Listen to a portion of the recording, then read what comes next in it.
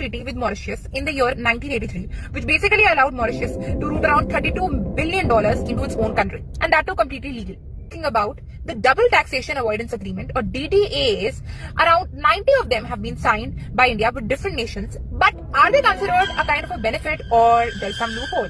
Okay, let's understand. If there's any kind of foreign corporation which has established its office in a particular nation, then in that case, which nation is going to earn taxes from that kind of a business? Either the resident nation, that would be the host nation, or the source nation, that is the nation from where that particular organization belongs to. Who is going to earn the taxes?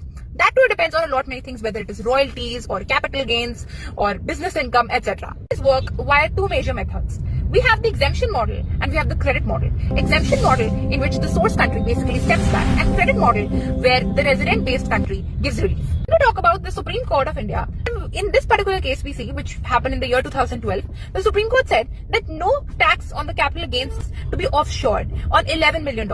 So in that case, and also a couple of cases that we see over the years, whether it is about Azadi Bachao Andolan, etc., we see that capital gains tax exemption is now gone in India. So India renegotiated the treaties. This is the reason all these treaties began to be used as a loophole in order to save taxes. Then came the OECD BEPS purpose model in the year 2015, which basically said that if your major purpose is to evade taxes or save taxes by these treaties, then the benefits are completely denied to you. Power of DTAs and international law. International law may have a lot many loopholes, but that's very interesting to know and that to decode. Follow for more such details.